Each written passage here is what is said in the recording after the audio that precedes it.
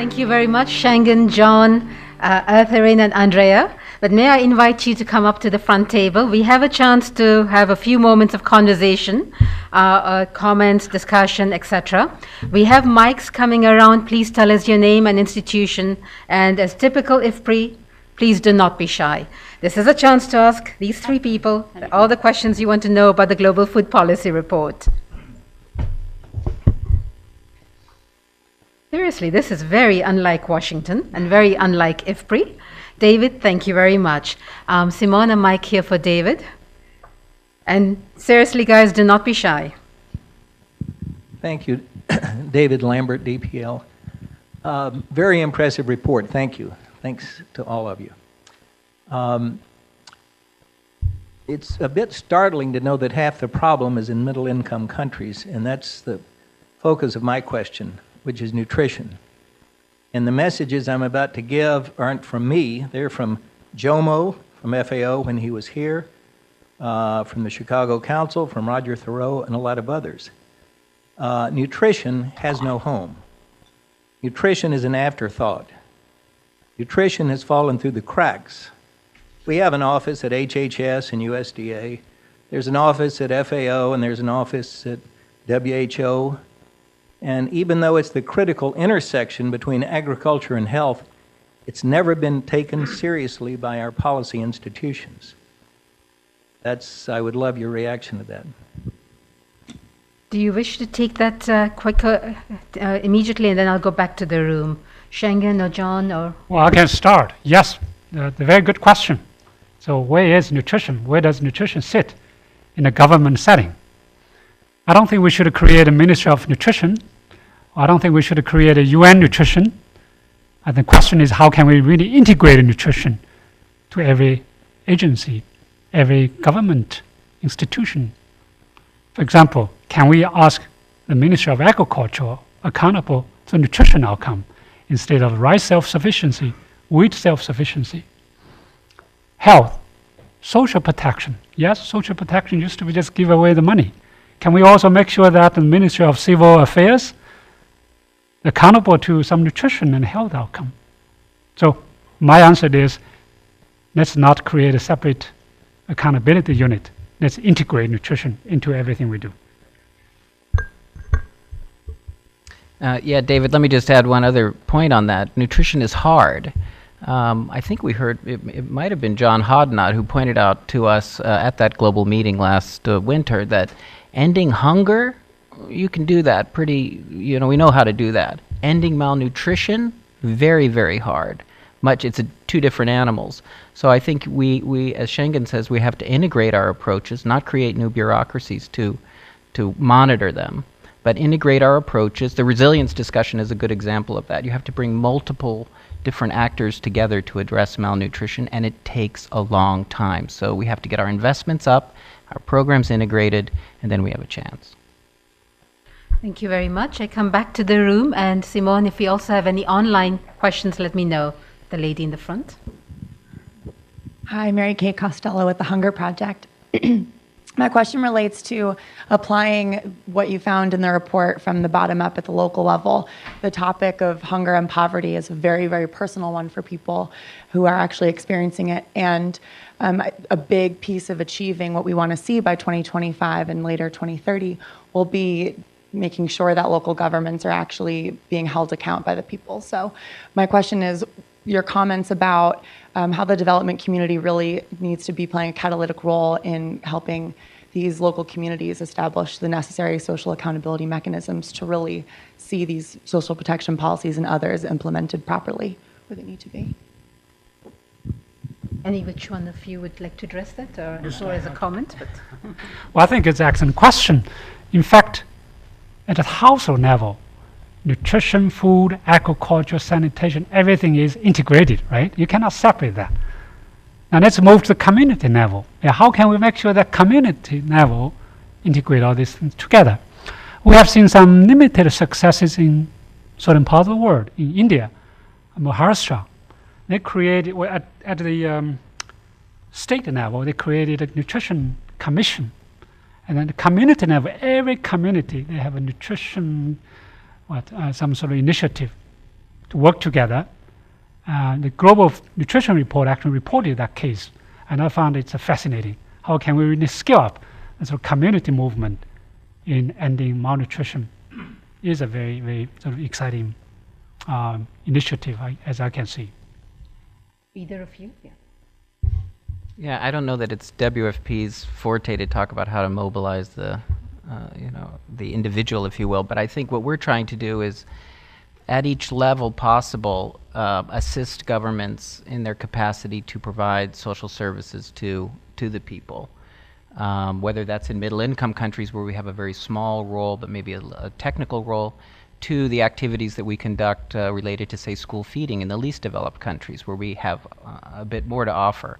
So we are going to continue to do our work to strengthen social safety nets, if you will, social protection systems around the world, and we will look to others to really work on that, well, the point you were raising about educating the people. Thanks. Thank you. Several of you in the room are also working on a number of other food policy issues. So if there are issues that you feel should get more elevated, this is also an important chance for us to hear. I think I saw a hand at the back there. Yeah.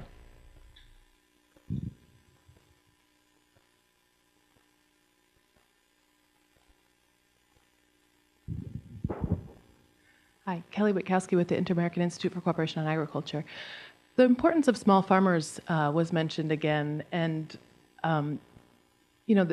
there's a lot of them, especially in regions like the Caribbean or Central America, where there's not a lot of other economic options or investment in helping these farmers. And I was wondering if you can just speak a little bit about that and how it links to the rising problem of inequality that you've mentioned. Well, as I said, for smallholders, we needed to either move them up or move them out. So if there's opportunity for them to move to the cities, in Caribbean, I think the tourism industry, service sector, give them education, training, that would be great. For some smallholders who have the potential to be commercialized, the question is, how can we help them engage with commercial activities by providing technologies, seeds, inputs, and agriculture extension services to move up and move out. So to keep poor, hungry smallholders in where they are, it's not fair to them. And we will not be able to achieve cutting hunger and malnutrition goals. Do you wish to come in, John, or more as a comment at this time? Okay. Jeff, I think you have the mic. Yeah, thank you. Jeff Hill from USAID. And I wanted, to hear a little bit about how, from both IFPRI and from WFP, how you're actually treating risk in this thinking that you're doing about some of the future. We know that actually achieving a number of the different objectives and goals that have been set out there is requiring much greater stability in the climate, stability in the economy, stability in the social systems, that are there. How are you actually looking into risk management, risk systems, and creating that in, some of the strategies moving forward and the tools for that? You want to start? All right. Yeah, thanks. It's a tough question. You start. No. Well, I don't know. I don't know if Jeff was throwing that at me for a reason, but I think the first issue is we have to measure, our objectives quite clearly and then decide whether we're investing in a way that will mitigate risks. Sometimes I think we're forced to invest at a level that we know is it's below the level, subtherapeutic perhaps. And so, WFP meets one part of a risk table, but only through the integrated activities can you address enough of the risks simultaneously in a way that will allow you to have a good chance of achieving your objective. And I think that's the beauty of the discussion on resilience, which is a buzzword to me, but really talks about what we need to do to be more effective in our interventions is make sure that we're looking at the whole problem set, not just the one that happens to be ours, the one that we deal with. So food assistance may be needed, but water and sanitation issues may need to be addressed. Livelihoods issues may need to be addressed, because if you don't address all of them, then you're ignoring the risks.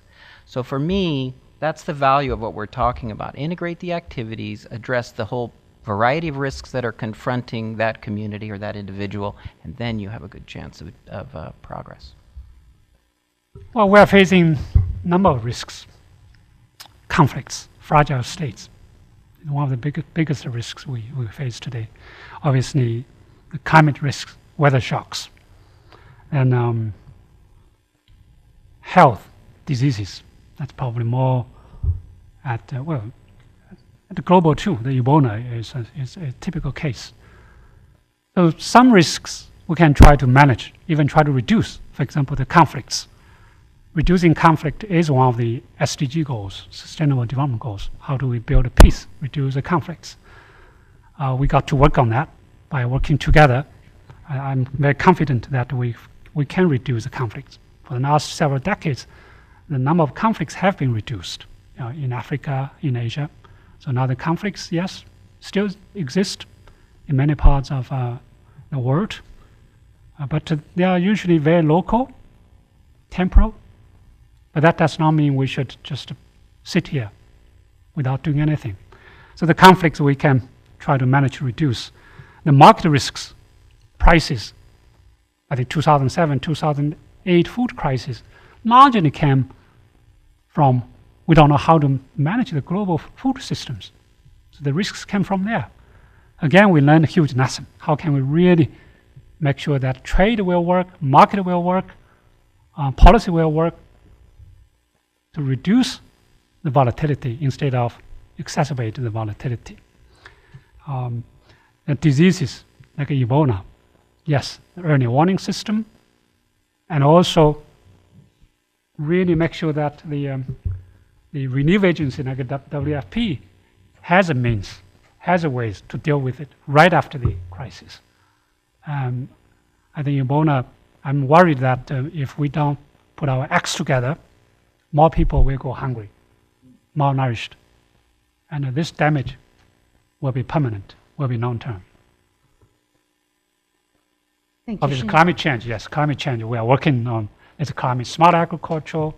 We can only focus on the agriculture side. How can we design certain policies, technologies, institutions to make sure that we can adapt to climate change, and we could also help to mitigate the climate change. The opportunities are also great. Thank you, Schengen. Simone, do we have online questions or comments? We do. We have two. One dealt with climate change, I think that Schengen just answered. The second says, how do we address the issue of the price of nutritious food that is high in middle and low income countries? Do you want to repeat it again? Yeah. How do we address the issue of the price of nutritious food that is high in middle and low income countries? Well, that's one of the issues in particular that's affecting the middle income countries as the food value chain changes. There's actually less access for many of the poor to nutritious foods. So a lot of that is government policies and education, and just, it's in the report, making those commodities, those nutritious commodities, more available, more affordable, and more appetizing or whatever for the hungry poor, so that they have access to them. But to add to John, I think we also have a policy failure there in middle-income countries and in low-income countries, probably even in high-income countries, that the current subsidy policy is not nutritious, not healthy, is not environmentally sustainable, and it's not economically efficient. What do they subsidize? They subsidize wheat, rice, maize. The Green Revolution, the Green Revolution was great. We saved billions of people. But as a result, some of the nutritious crops, beans, vegetables, fruits, have been compromised. So that's part of the reason why the prices of these nutritious crops have risen, because of the wrong subsidy policy. You subsidize unnutritious foods at the cost of nutritious food. I think Howley did a study some years ago to show how the subsidies was certain policies actually have increased the prices of nutritious foods. We needed to correct that. Howdy, did you want to come in also on this point? If you can just pass the mic back for one moment to Howdy, and then we'll come back. It's right here. I fortification. Don't forget that. No, the prices of... Well, the basic problem has been that we haven't had the productivity increases in the non-staple foods that we've had for the staple foods. So we have to invest a lot in those productivity increases. At the same time, of course, if I put in a plug for my own project, we're adding vitamins and minerals to the staple food crops at the same price, so that's one way to help mitigate. But the fundamental way to solve the problem is to have the productivity increases in the non-staple foods. Thank you very much. We had a hand up here. Hi, my name is Tess Gears. I'm with Oceana. And my question kind of goes along with the discussion you just had, but I couldn't help but notice that a lot of the middle-income countries are also some of the largest fishing countries of the world. And I'm just wondering how fishing plays into this and how we can increase access to fish, which are extremely nutritious in these middle-income countries. Do either of you wish to address? Or? We do have a chapter here on fish. So I do think agriculture, the fish, plays a huge role in meeting our nutrition requirement. The ocean fishing is not sustainable anymore. You know, the stock has come down dramatically. The only way to solve that problem is fish farms.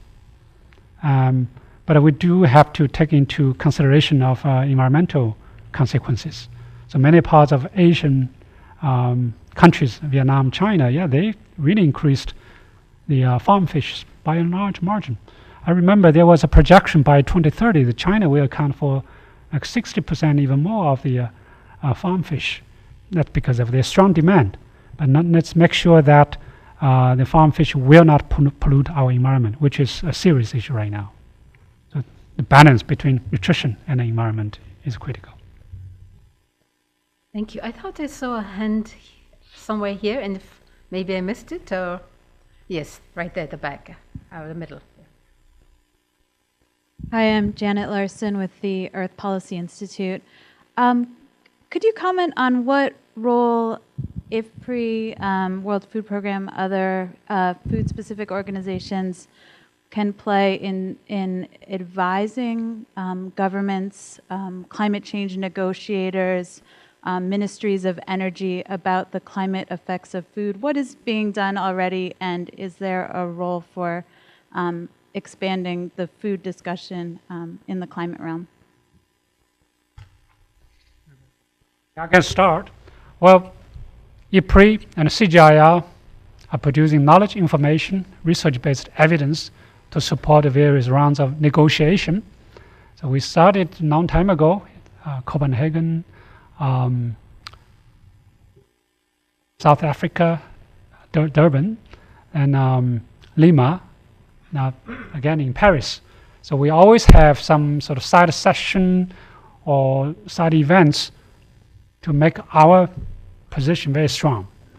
So if there's no agriculture, no food in the climate discussion, then there will be no climate change discussion or agreement. That was our position. I think we have some of the CGIAR colleagues here from other centers, and they have been involved in various elements of that work. So from IFPRI side, yes, we have a research program to model how climate change will affect agriculture and how can we adapt our practices, policies to the climate change, and how we can help even to mitigate the climate change. So agriculture, forestry, or this food production accounts for a big share, 30% of the greenhouse gas emission.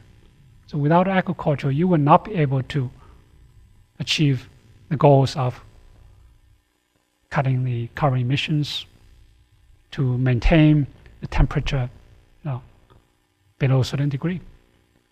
So our job is to provide data, knowledge, information, research-based evidence.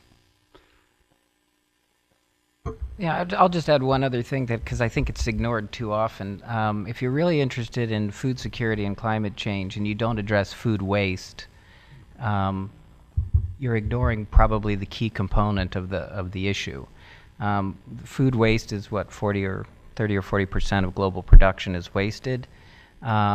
So you could increase the availability of food significantly simply by cutting waste, and you wouldn't have any more greenhouse gases than you already have. But if you constantly strive for increasing production and not paying any attention to waste, you're just clearing more forests, putting more fertilizers down, spending more fuel, and all of these things are going to go against your goals for climate change. So don't forget food loss. Thank you. And I see Chris Delgado in the front row here, and you recently led the preparation of a major report on climate change. Do you wish to comment also? Well, I think the panel has largely covered the question, but I would say that the new climate economy report, which you're referring to, did find that, at least in the context to 2030, which is about as far as we can really think right now, that agriculture and land use change interventions are your best bet for getting somewhere between 15 and 35% of the way you need to go to get back to a 2 degrees Celsius pathway, which, I mean, it's one of the few things where we actually know what to do, and it can be done, and it's feasible if there's the will. And I think this message is beginning to percolate through into the body politics, so I expect to see a lot more movement that direction fairly soon. Thank you very much. Unless there are any burning questions or comments, I would like to give our panelists a chance to make a 1-minute closing remark or propaganda or advertisement or call to action, and then I would like to invite all of you to the reception. Shall we begin with you, John, and then Andrea and Schengen? Yeah, just thank you again, Schengen, for having us here. And again, WFP, while we put so much of our energy into emergency response, and I love Schengen's optimistic view that conflicts are decreasing. It seems in my world they're ever present. But nevertheless, there is so much work that needs to be done to address these food security issues before there is a crisis, and I believe it has a stabilizing effect, so it's money well spent. Thanks. Andrea, any comment? Oh, I'll be our advocate for read the report. All right. Visit the website. There's lots more infographics than the one that we showed here. You can delve into data on the widget and the e-atlas. There's lots to explore beyond the report, but for right now, you can download the report. The report will be available on Amazon Kindle and in iTunes very soon. It's free from iTunes, so it's also free from our site. So lots of different ways to read it and enjoy it and learn from it. Well, that's a very good commercial. Now, my propaganda. Middle-income country also plays a huge role in cutting down the carbon emission, not just the hunger malnutrition problem. They account, like Brazil, China, India, Indonesia, all the 3 big 4s, or maybe, did I miss another one? Big 4s, not big 5. Well, Mexico probably is. They account for large percentage of carbon emission from the agriculture sector, from the food sector. The middle-income country, well, we have to use a different strategy to work with the middle-income countries to achieve their nutrition food security goal. This will be very different from Africa, from South Asia. These countries have resources, have human capital. Now the question is, how can we work together to share the information, share the data, to promote the mutual learning between these middle-income countries and between middle-income countries and low-income countries. So it's not just money. They don't need your money. It's knowledge, it's information, it's a way to work together, the partnership. Thank you very much. And colleagues, thank you for joining us here. I hope you enjoyed the flagship report, and welcome to the next one. Thank you.